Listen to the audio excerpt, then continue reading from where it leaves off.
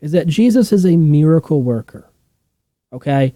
This is very important to understand. He's a miracle worker, and he's healing hundreds, possibly thousands of people during his ministry.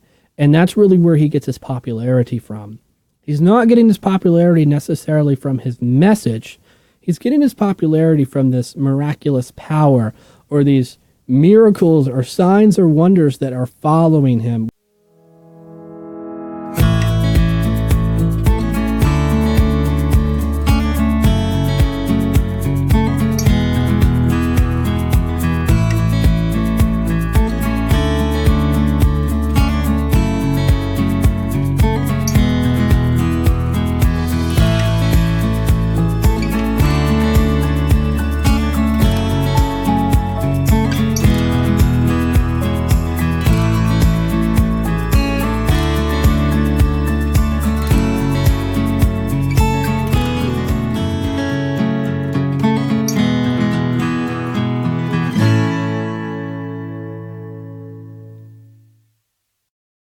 Yo, welcome back to another Bible study with me, and today we are going over Matthew chapter 15.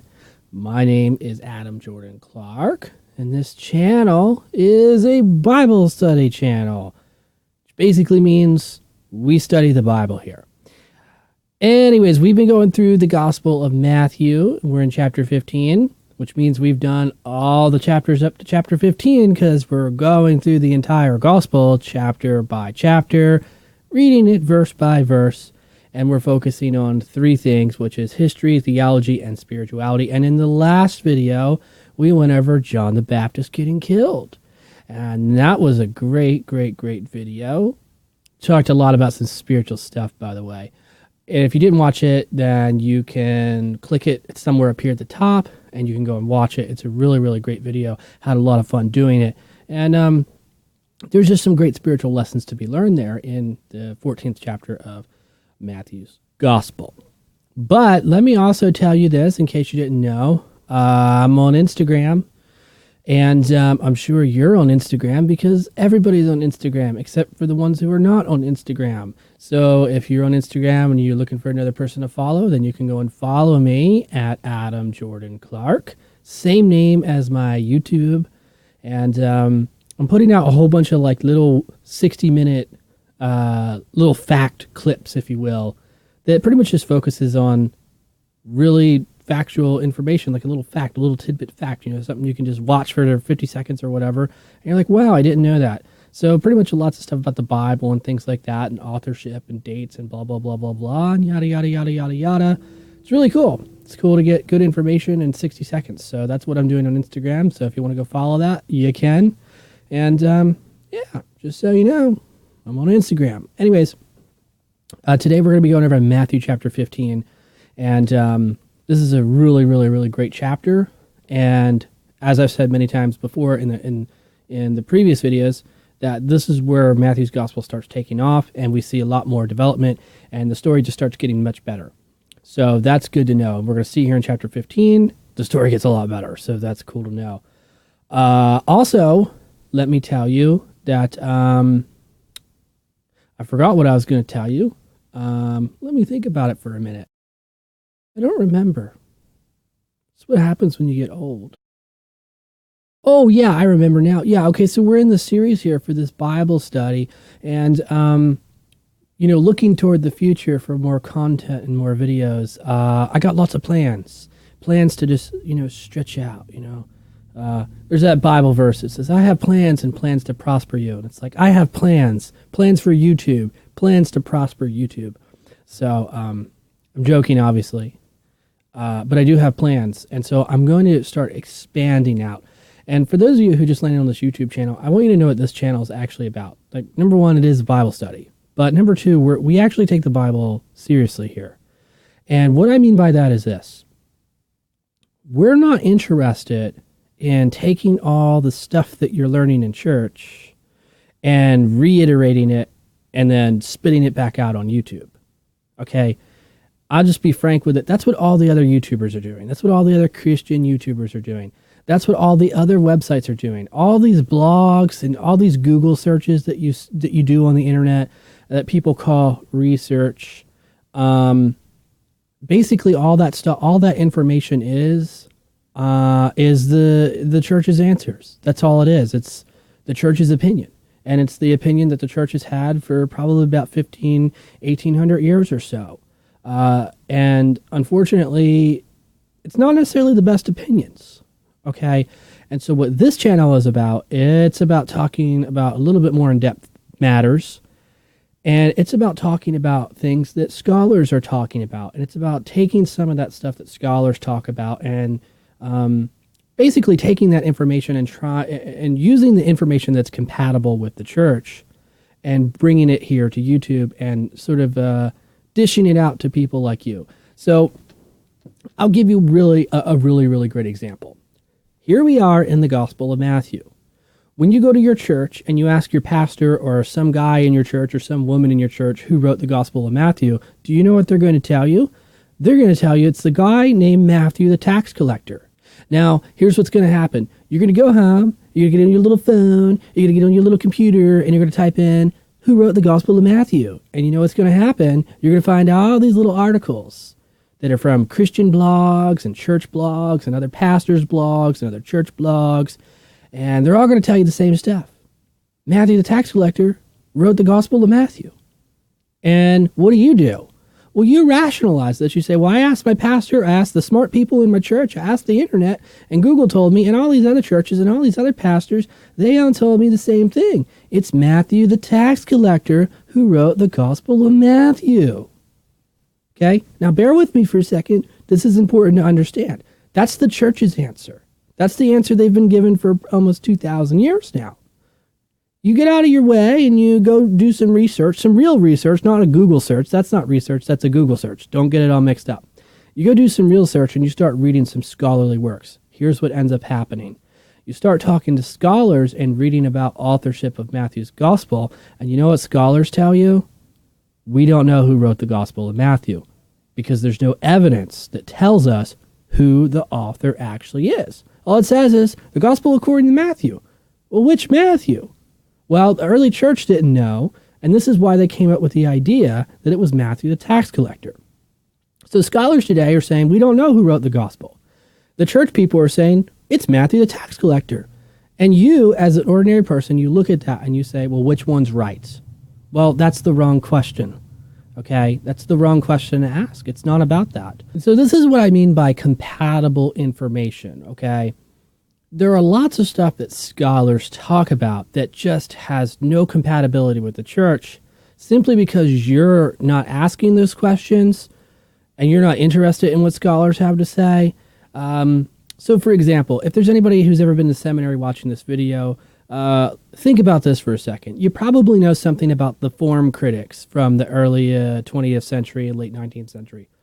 And, you know, if you're familiar with that stuff, you know it's pretty crazy. Well, is that stuff really compatible with church folk? Not really. There might be some evidence or some things that bleed over that might be useful, but for the most part, do church people really care about what form critics have to say? No, they don't. Because they don't care, okay? Maybe some little smart whiz kid who's interested in that probably cares, and that's probably 1 in a billion. Not 1 in a million, but 1 in a billion. So there's 7 billion people on the planet, 8 billion people on the planet, so that leaves about 8 people on the planet who is probably interested in that. And trust me, that's a pretty good estimation. In other words, there's not very many people who are interested in what the form critics had to say, okay, unless that's what you're interested in. So anyways, the point of the matter is that there's stuff that's just not compatible, but what is compatible is the authorship.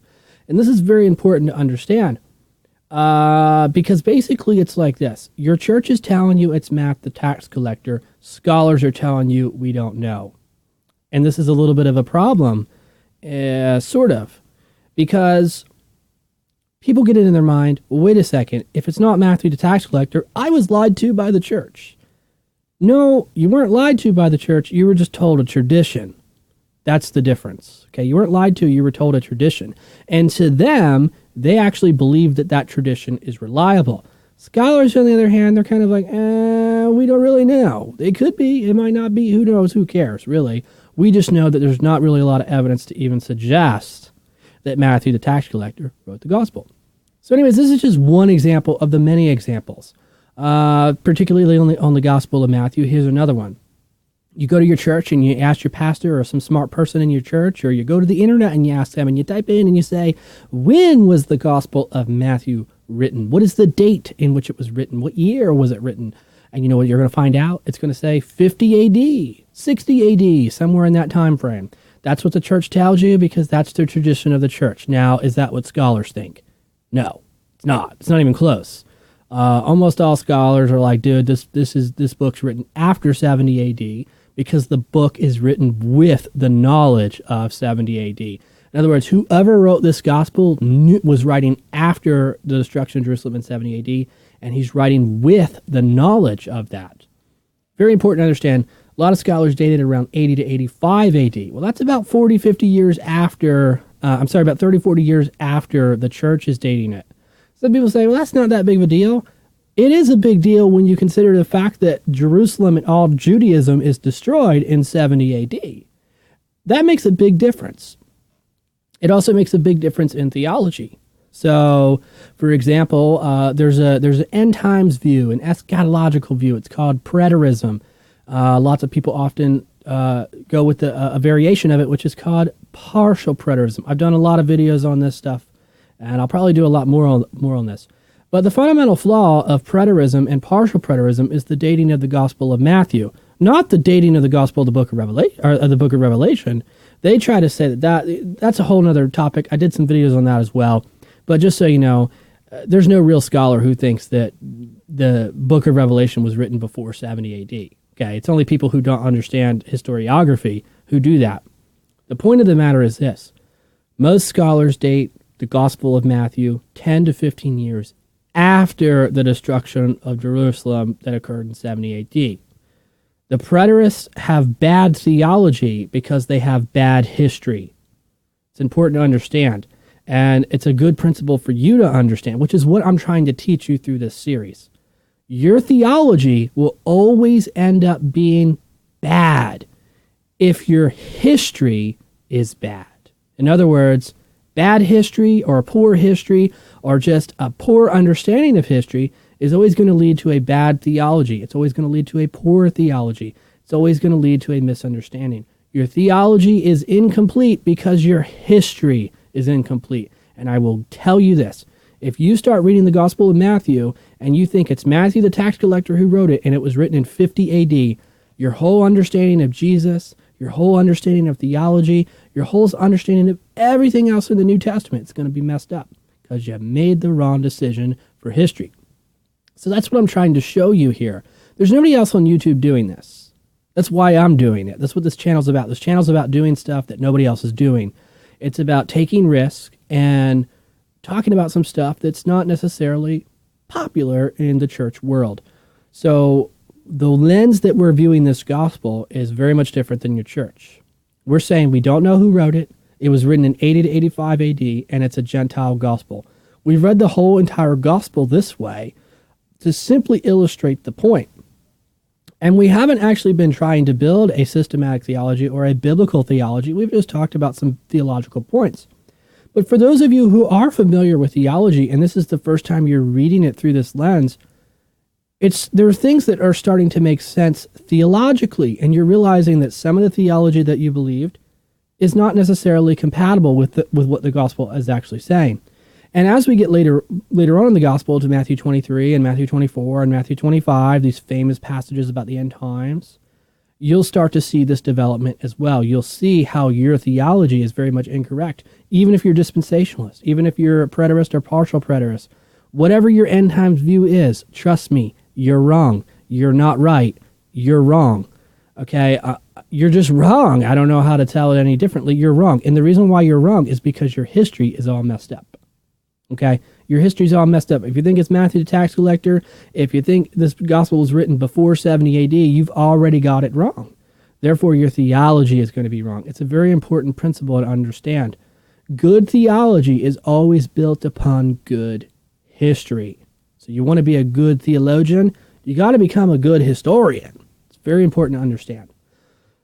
Anyways, today we're going to be talking about Matthew chapter 15, and we're going to read over the whole gospel, and we're going to talk about the whole gospel, or this whole chapter.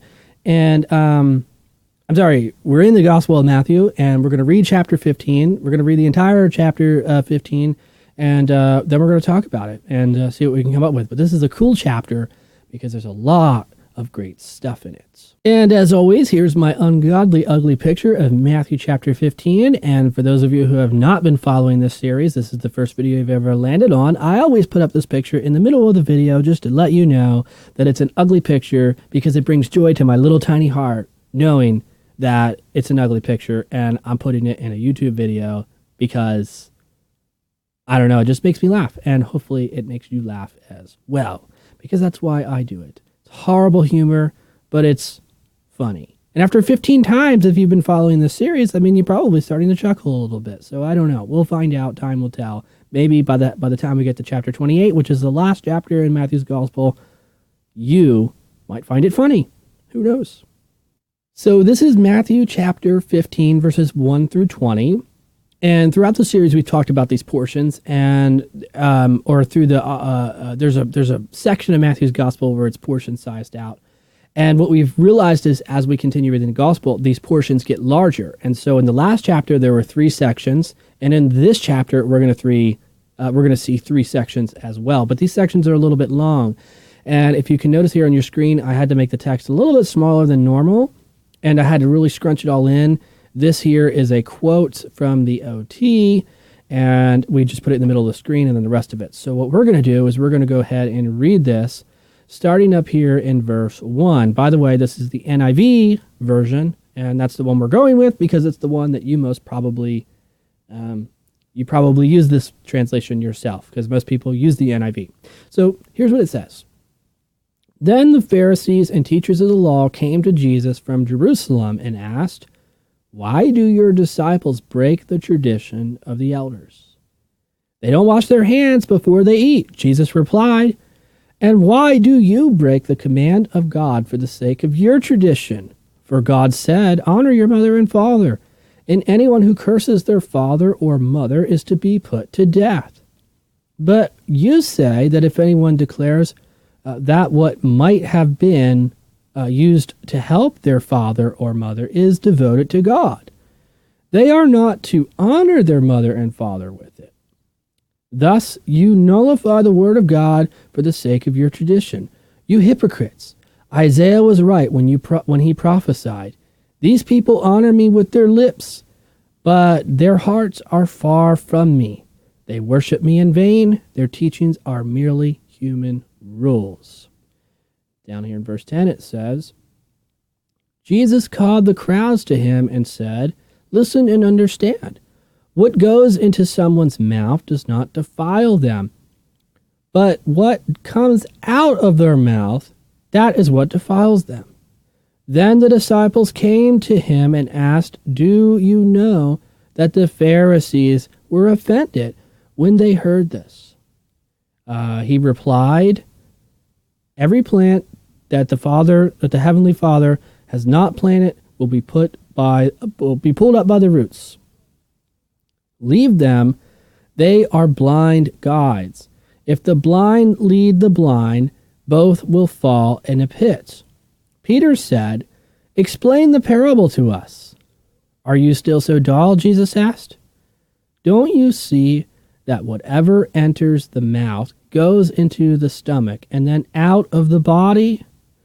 But the things that come out of a person's mouth come from the heart, and these defile them. For out of the heart come evil thoughts, murder, adultery, sexual immorality, theft, false testimony, slander. These are what defile a person, but eating with unwashed hands does not defile a person." Before we go any further into this chapter, I just want to make a good point really quickly about this passage. I've often said throughout this series that when Matthew, whoever he was, wrote his gospel, he copied from Mark, because Mark's gospel was written first. This is what most scholars think. It's called Markan priority, if you ever want to look it up. Markan priority. It's the idea that Mark's gospel was written first, and when Matthew and Luke wrote their gospels, they copied from Mark. How do we know that? Because when we read Mark, when we look at Matthew and we look at Luke, they're exactly the same. It's about 95% of Mark is found in Matthew, and about 55% of it is actual word-for-word quotations. But what's interesting about this concept is how Matthew changed Mark's gospel while he was copying it. Okay? This is important for you to understand because so many people talk about changes. They're like, the Bible has been translated so many times, it's been changed, blah, blah, blah, blah. Whatever, that's not the issue. Okay, here we're talking about something entirely different. There are changes. Okay, I know that a lot of fundamentalists are going to say there's no changes, it's blah, blah, blah. Look, there are changes. Okay, there's no doubt about that. There are changes. If you don't believe me, go read Mark chapter 7 and read Matthew chapter 15, the verses 1 through 20 that we just read, and compare them to one another. And what you'll see is that Matthew is copying from Mark because he's reading Mark and he's copying from it. This is how we know Matthew's not an eyewitness. This is also how we know that it's written after. Anyways, I don't want you to read it and realize that he copied. We already know that. We've already established that. I mean, it's not that hard to figure out. All you gotta do is just read them. And when you do it yourself, if you haven't done it yet, you'll realize it. Matthew copied from Mark. But what I want you to recognize is the changes that Matthew made to Mark because he disagreed with Mark. And when I say changes, it's very interesting because there are verses that he just takes out. There are verses he just takes out. The whole verses, he just says, well, I don't like that, and just takes it out. And we know he's copying because he's copying it almost word for word, and then all of a sudden he just says, well, I don't like that one, and he rips it out. So what I want you to do, go read Mark chapter 7 and read Matthew chapter 15 and compare these two accounts to one another and read them word for word, side by side, and see how much Matthew actually changed it. This will open your eyes up to how the Gospels were written. This will also open your eyes up and your understanding up to what scholars are talking about when they talk about Markan priority, when they talk about the synoptic problem. It's a very good exercise, and it really helps you understand a lot about Jesus and the Bible and gospel writers. So I highly encourage you to do that. Matthew chapter 15, verses 21 through 28. And 21, it says, leaving that place, Jesus withdrew to the region of Tyre and Sidon. A Canaanite woman from that vicinity came to him, crying out, Lord, Son of David, have mercy on me. My daughter is demon-possessed and suffering terribly.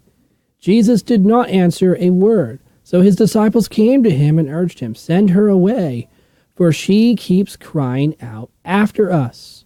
He answered, I was sent only to the lost sheep of Israel. The woman came and knelt before him. Lord, help me, she said. He replied, it is not right to take the child's bread and toss it to the dogs. Yes, it is, Lord, she said. Even the dogs eat the crumbs that fall from their master's table. Then Jesus said to her, Woman, you have great faith. Your request is granted. And her daughter was healed. I'd like to make a point about this passage really quickly before we go on, and this is there's 2 points I want to make. First, it's a historical point, and the second one is a theological point. And I'm mentioning this to you because I want you to understand something about theology, and I want you to understand something about history. Verse 25, it says, the woman came and knelt before Jesus, and she said, Lord, help me. Jesus replied, it is not right to take children's bread and toss it to dogs. She disagreed with Jesus and said, yes, it is. Then Jesus changes his mind. So this woman changes the mind of Jesus. Okay, if you read the passage historically, that's the only way to read it. If you read it theologically, it's a little bit of a problem because then all of a sudden you say, well, if Jesus is God and he knows everything and he's got the Holy Spirit, he already knows what she's going to say. We already have other passages, by the way, where it says he knew their thoughts. How is it that his mind could have been changed? So what I want you to think about is, what the heck does this statement mean when Jesus says, it is not right to take the children's bread and toss it to the dogs? And she says, even the dogs eat the crumbs that fall from the table. And then Jesus changes his mind. What does this passage actually mean? What is it trying to tell us? That's something I want you to think about. Here is the last part of Matthew chapter 15, and this is what it reads in verse 29. Jesus left there and went along the Sea of Galilee. Then he went up to a mountainside and sat down. Great crowds came to him, bringing the lame, the blind, and the crippled, the mute, and many others. And they laid them at his feet, and he healed them. The people were amazed when they saw the mute speaking, and the crippled made well, the lame walking, and the blind seeing. And they praised God of Israel. Jesus called his disciples and said to him, I have compassion on these people. They have already been with me 3 days and have nothing to eat. I do not want to send them away hungry, or they may collapse on the way home. His disciples answered, where could we get enough bread in this remote place to feed such a crowd? How many loaves do you have? Jesus asked. 7, they said, and a few small fish. He told the crowd to sit down on the ground. Then he took the 7 loaves and fish, and he gave thanks by looking up to heaven. And he broke them. He broke the bread, and he broke the fish, and he gave them to the disciples, and they turned it over to the people. Then they ate, and they were satisfied. Afterward, the disciples picked up 7 baskets of broken pieces that were left over. The number of those who ate were 4,000 men, besides women and children. After Jesus had sent the crowd away, he got into the boat and went away. I want to make a point here about this. This is the feeding of the 4,000. Believe it or not, the Gospels actually tell us 2 different accounts of 2 different stories.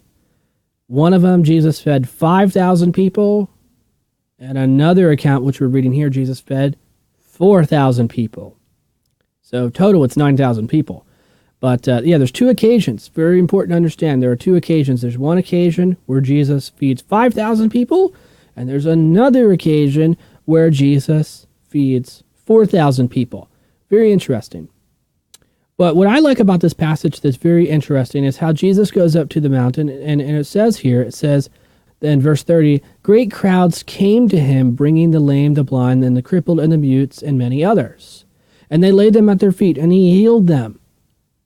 I like this passage a lot because it tells you, he goes up to this mountain, he's sitting down on the ground, and all these people come to him, and they start bringing their lame, and the blind, and the crippled, and the mute, and it says that he healed all.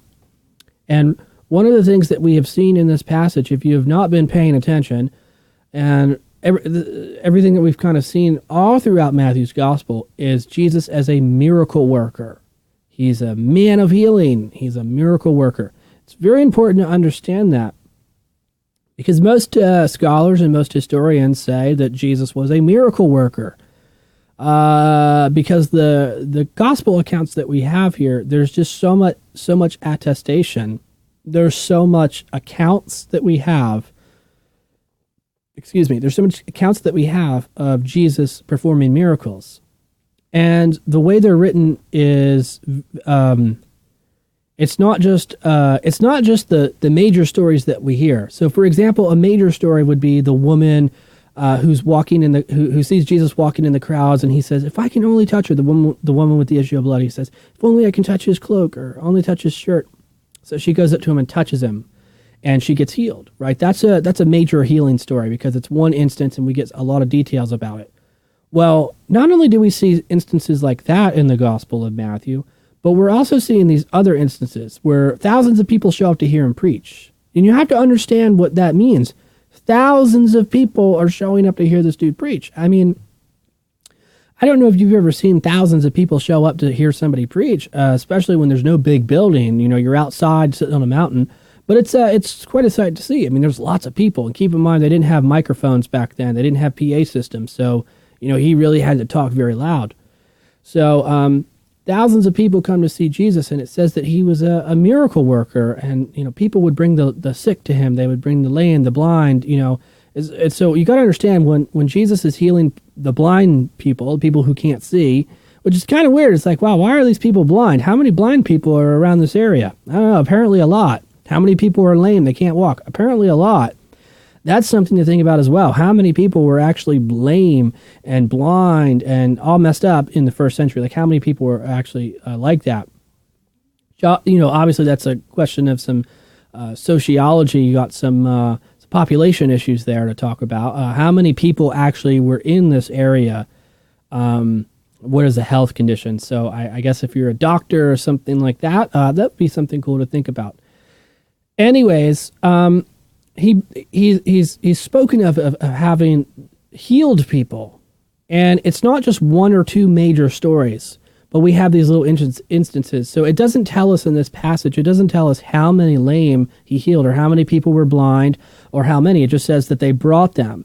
Now, the implication, obviously, is that it's some type of a crusade, because he's outside, he's on the mountain, we know that, and thousands of people come to him. They know where he's at, so they come to him.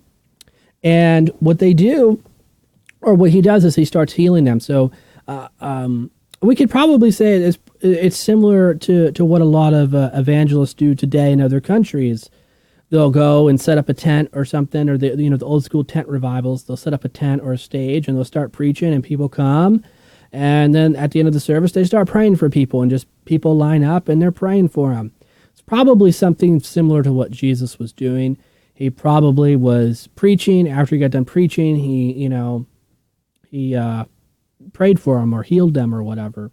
How many people it was, I don't know. I don't think there's any way of knowing, but I think it's probably safe to say that there was a line of people.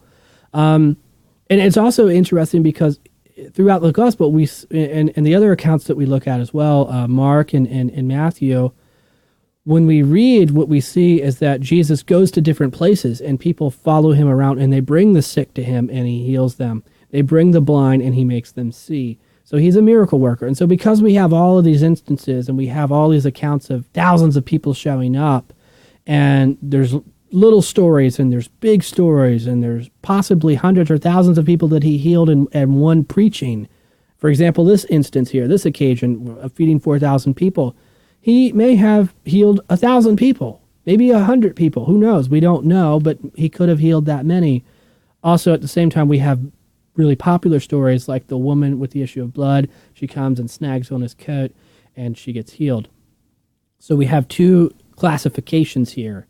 And so because we have these two classifications, we have a lot of attestation. We have a lot of testimony here. We have enough evidence to say that, yes, Jesus was probably a miracle worker. So if you ever start reading stuff about Jesus or you listen to some scholars talk about Jesus, one of the things that they'll mention about Jesus as a historical fact, they'll say, there's typically only, most scholars will say there's typically only about 4 or 5 things, maybe 10 things that we know about Jesus historically that came from the historical quest of Jesus, that is. And one of the things that they all mention, by the way, is that Jesus was a miracle worker.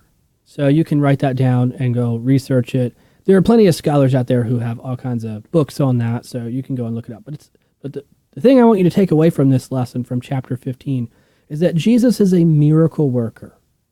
Okay?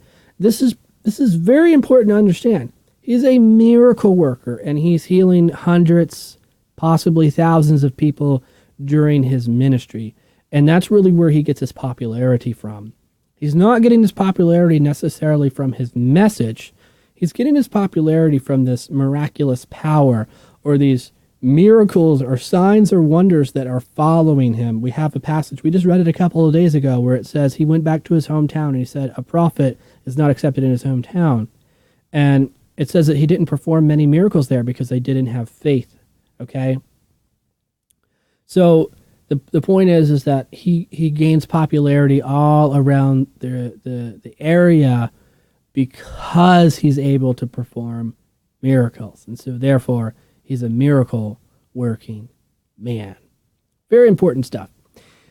Anyways, that pretty much sums up this lesson here. We've read the whole chapter, and tomorrow we're going to read chapter 16. And so if this is the first video of mine you've ever landed on, we're doing a series right now on the entire Gospel of Matthew, and we're going through and we're reading it and we're talking about it.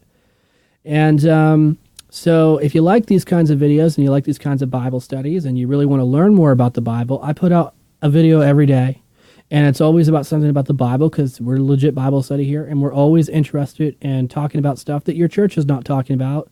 And we're trying to just put new information out there, or not really new information, but we're trying to take some of the stuff that scholars have talked about over the centuries and just kind of get it back into the church and get people talking about things, get people thinking about different things about the Bible and thinking about the Bible in different ways. So if you're interested in that kind of stuff and you want to learn more about the Bible, you want to grow in spirituality, you want to grow and get closer to the Lord, you want to learn more about the Bible, this is the channel for you, for sure, 100%. So if you like this video, give it a thumbs up. If you want to comment and say something, comment below and let me know. I will read your comment for sure, 100%, because I read all the comments. So go ahead and comment below. Tell me what you think. If you learned something, let me know what you learned. If you want to see more videos like this, let me know. And go ahead and click subscribe, because if you subscribe to the channel, you're going to get a video every time I upload a video. That's why you subscribe. And it helps me. It helps me grow, and it helps me become more inspired, because the more people who watch these videos, the more inspired I become to really reach out and start putting out the type of content that you would want to see. And that's why it's important for you to comment and give me feedback and let me know, because the more you interact with me, the better content, the better information that I can put out and give to you. So, yeah, just let me know. Drop a comment and hit subscribe and give it a thumbs up. And as always, I'll see you in the next video. If you like this video and want to know more, you can hit the subscribe button for more videos. If you have a question or a comment, or maybe you just like to say something or express your opinion, go ahead and comment that below. And like the video if you like the video, because liking the video is always a good thing when you like the video. My name is Adam Jorden Clark, and you can find out more about me if you like at my website, adamjordanclark.com. And as always, I will see you in the next video.